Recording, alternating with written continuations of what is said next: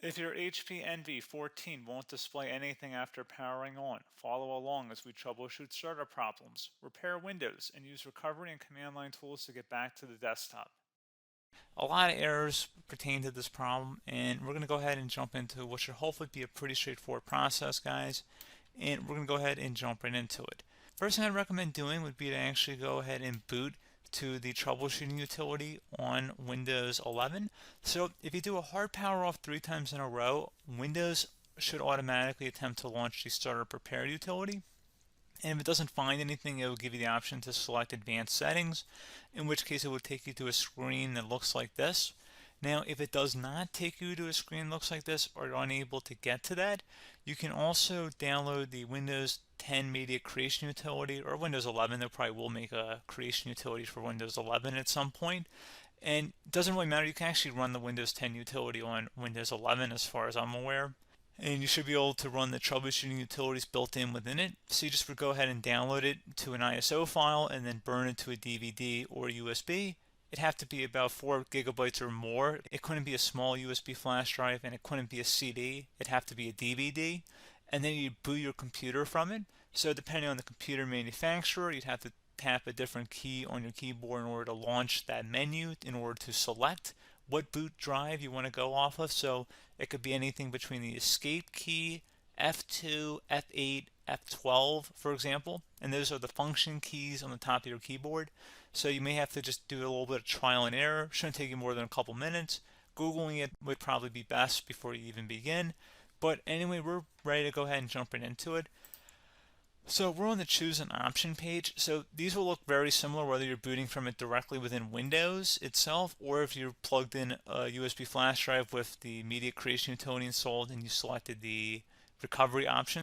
So when you are setting up your Windows 11 installation or Windows 10, depending on the drive you're using, there should be an option to repair your computer in the bottom left corner of the dialog window, one of the first screens that comes up. You go ahead and select that, and then it would take you to a troubleshooting screen like you see here. And you want to go ahead and select troubleshoot, reset your PC, or see advanced options. And then there are going to be a whole bunch of options in here that we're going to explore in today's video. The first one, we're going to actually go underneath advanced options and then select startup repair, fix problems that keep Windows from loading. So go ahead and select that first.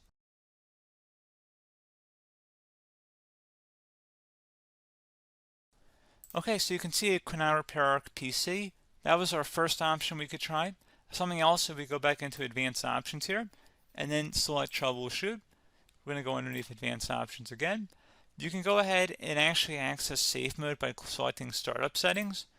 And then if you select the restart button, you have the option on the screen select safe mode with networking, which will give you a key on the screen. It'll tell you which key to press to enter that. I believe it's the F7 key. It'll do that for you. I'm not going to go over that in today's tutorial because I don't really want to go into safe mode, but you're more than welcome to attempt that by going into here and then selecting restart. Again, it'll launch another screen. It'll say what key do you want to press, and it'll give you like 7 or 8 different options, and you want to select safe mode with networking.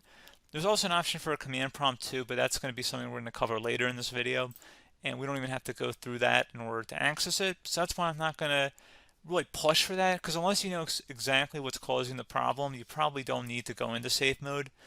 Unless you're trying to recover files, in which case then you definitely can go into safe mode, but we're trying to actually recover our computer here. So I hope that makes sense.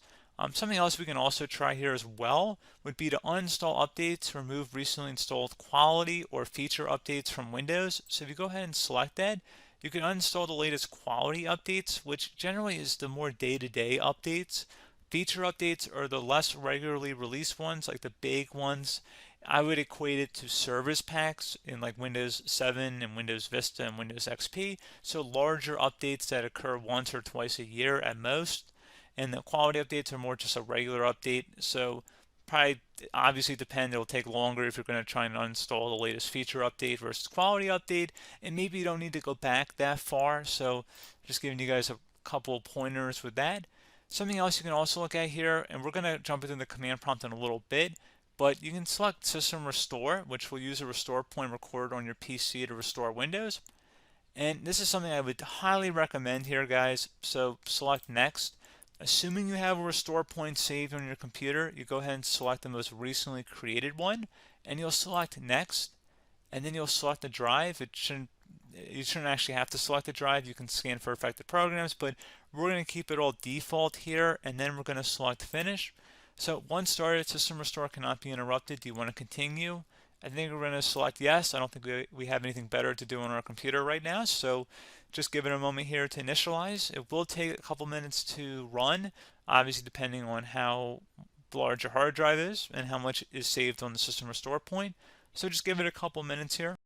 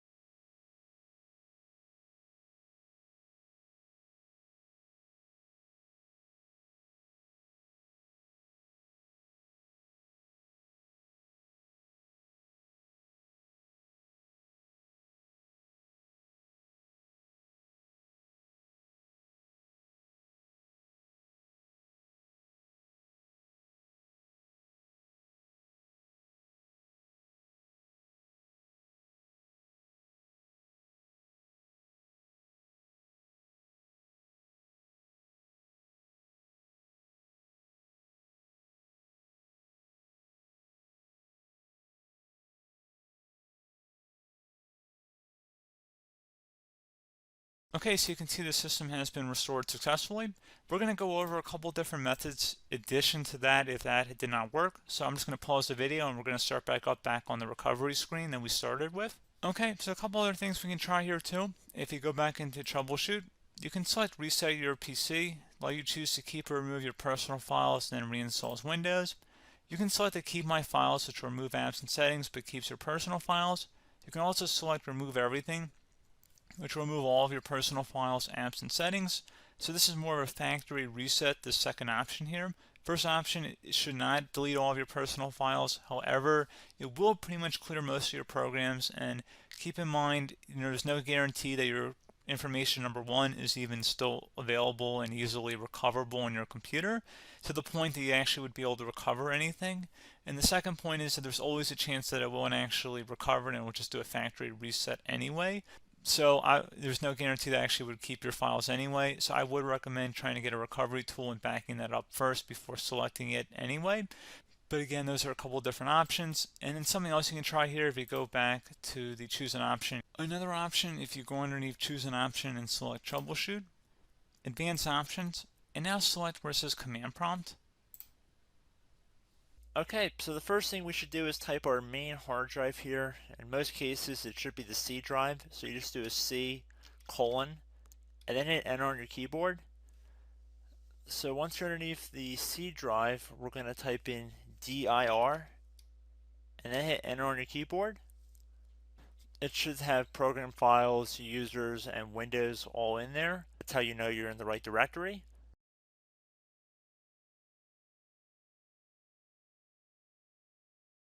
In some cases, it might be the D drive as well, so just keep that in mind.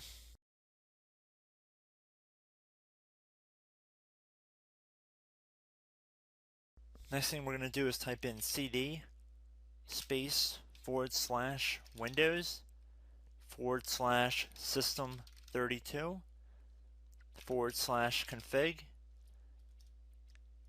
and then you're going to hit enter on your keyboard.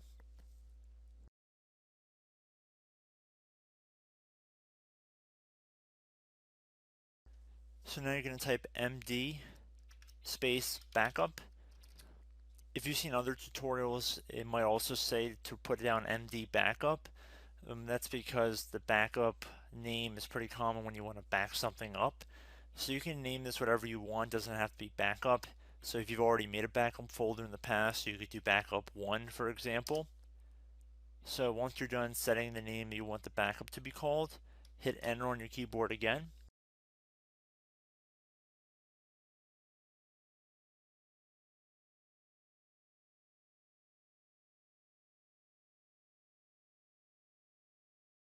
At this point you want to type copy, C-O-P-Y, space, then you want to do the star symbol above the 8 key, then do a period or a dot, whatever you want to call it, then another star sign, and then another space, and then type backup, and then hit enter on your keyboard.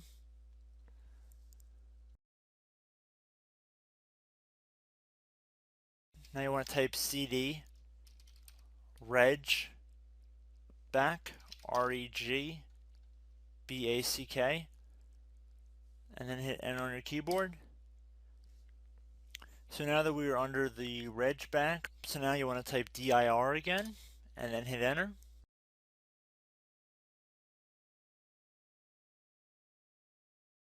So now at this point we're going to type copy again. So copy, space, star sign, dot, another star sign, space, and then 2 dots. So we're going to type copy, space, star sign, dot, sign,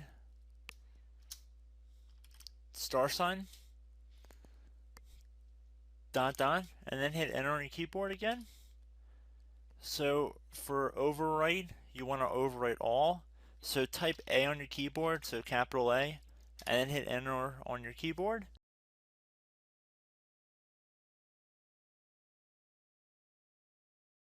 So at this point you should be good to go. You can close out of the command prompt window, and if you accidentally continue to Windows 10 you should be all set. So I hope one of these 3 or 4 different methods we went through in this tutorial helped you guys out. Again, I'm not sure if you guys heard me earlier, but try to go back into your safe mode if possible and uninstall any programs you know might be conflicting with the Windows startup if you can get into safe mode. So just keep that in mind. Something very simple like that could be blocking up everything.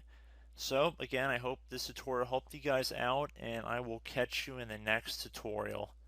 Goodbye.